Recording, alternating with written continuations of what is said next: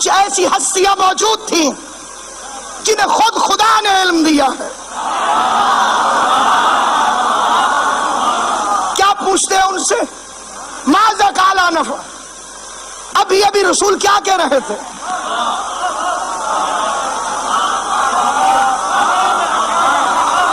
دربار پیغمبر میں بیٹھتے ہیں، ابھی پیغمبر کیا کہہ رہے تھے؟ ایک دن بعد نہیں. کیا وجہ ہو گئی؟ قرآن بڑے لطیف پیرائے میں گفتگو کر رہا ہے، رہتی دنیا تک ہدایت ہے قرآن، اگر اسے خالی تلاوت تک نہ روک لیا جائے اور اس کو ہدایت کے طور پر استعمال کیا جائے. 3 وجوہات ہو سکتی ہیں کسی کے ایسا پوچھنے کی.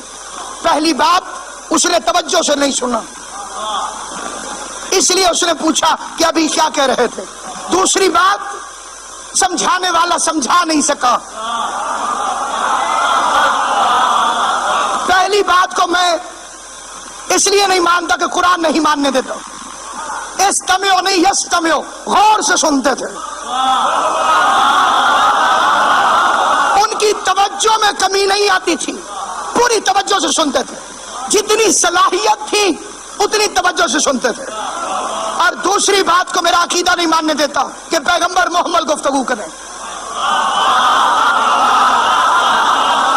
وہ توجہ سے سنتے تھے، پیغمبر محمد فرما نہیں سکتے. تو تیسری اور آخری وجہ ایک ہی ہو سکتی ہے اس سوال کی کہ ابھی کیا کہہ رہے تھے، لیول ہی نہیں تھا کہ پیغمبر کی بات کو سمجھ سکیں. معیار ہی نہیں تھا کہ پیغمبر کی بات کو سمجھ سکیں. تو جو سمجھ نہیں سکا وہ نبی کے بعد سمجھا کیسے سکتا ہے؟ جسے خود نہیں سمجھا تو کون سمجھائے گا؟ جس گھر سے ابتدا ہوئی کہ قرآن کیا ہے؟ صامت. صامت کا مطلب نہ بولنے والا، نہ بولنے والے کا مطلب گنگا، گنگے کا مطلب اشارے کرنے والا. قرآن صامت ہے، اور صامت کا لفظ بڑا آسان ہے. سمن یعنی گنگا، بولتا نہیں ہے قرآن. قرآن ابھی بولتا نہیں ہے. بولتا نہیں ہے تو اشارے کرتا ہے. اشاروں کے غلط مطلب سے تو فرقے بنے ہیں.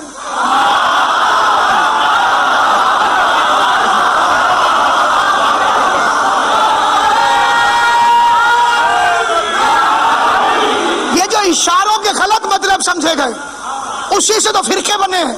تو کریں تو کیا کریں؟ گنگے کے اشاروں کا مطلب ان سے پوچھو جہاں سے گنگا آیا ہے. جن کے گھر میں قرآن اترا ان سے پوچھو کہ مفہوم قرآن کیا ہے، معنی قرآن کیا ہے. بھرا پڑا تھا مدینہ صحابہ کرام سے، لیکن پیغمبر نے ایک ہی کو چنا، القرآن و ما علی و علی مع القرآن.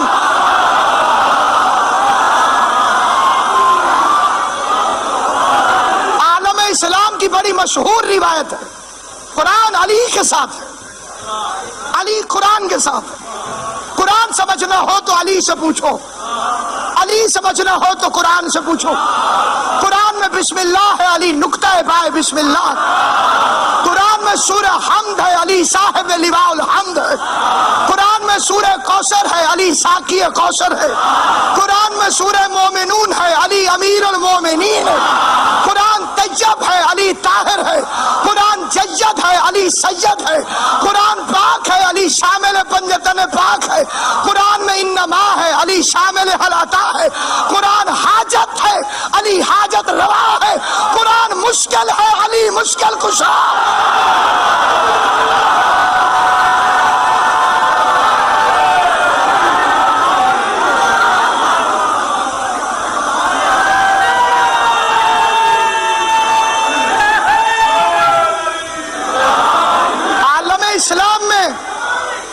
اسلام میں رکھنا ڈالنے والے لوگ بڑے مد و شد سے یہ آیت پڑھتے ہیں، ایاک نعبد و ایاک نستعین. مدد تو صرف اللہ سے ہی مانگنی چاہیے، لہذا یا علی مدد نہیں کہنا چاہیے. پیغمبر آیت چھوڑ کر نہیں گئے تھے، قرآن چھوڑ کر گئے تھے. استعینوا بالصبر والصلاۃ، صبر سے بھی مدد مانگنا جائز ہے، صلات سے بھی مدد مانگنا جائز ہے۔ اس لیے تو میرے نبی نے فرمایا تھا صبر میں ہوں، صلات علی ہے۔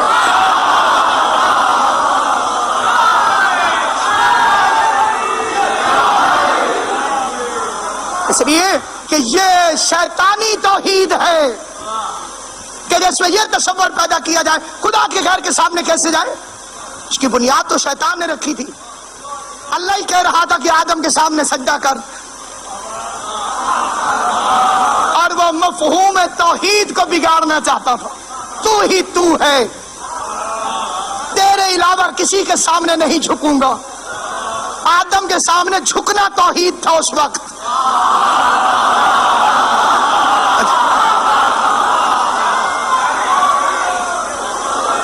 اور عالم اسلام کا کون سا فرد ہے جس سے وہ واقعہ یاد نہیں کہ پیغمبر کی مسجد میں فقیر آ گیا، مانگ اللہ سے رہا تھا، پوری مسجد خاموش تھی، خدا چاہتا تو فرشتے کو بھیج دیتا کہ یہ لے فقیر لے جا، خدا نے فرشتے کو نہیں بھیجا، علی نے انگوٹھی اتار کے دی۔ مانگتے اللہ سے ہے، وہ علی کے دروازے میں بھیج دیتا ہے۔ تو جیسے اس وقت آدم کے سامنے جھکنا توحید تھی، اسی طرح علی سے مانگنے میں توحید کا تحفظ ہے۔ یا علی مدد، یا علی مدد تحفظ توحید ہے، کیونکہ خدا علی کے دروازے پہ بھیجتا ہے۔ اس لیے نہیں علی سے مانگنا کہ ہم خدا کو چھوڑ کے علی سے مانگیں، یہ کفر ہے۔ علی کو اللہ کے برابر سمجھ کے مانگیں، یہ شرک ہے۔ علی کو خدا کے خزانوں کا مالک سمجھ کے مانگیں، یہ عین ایمان ہے۔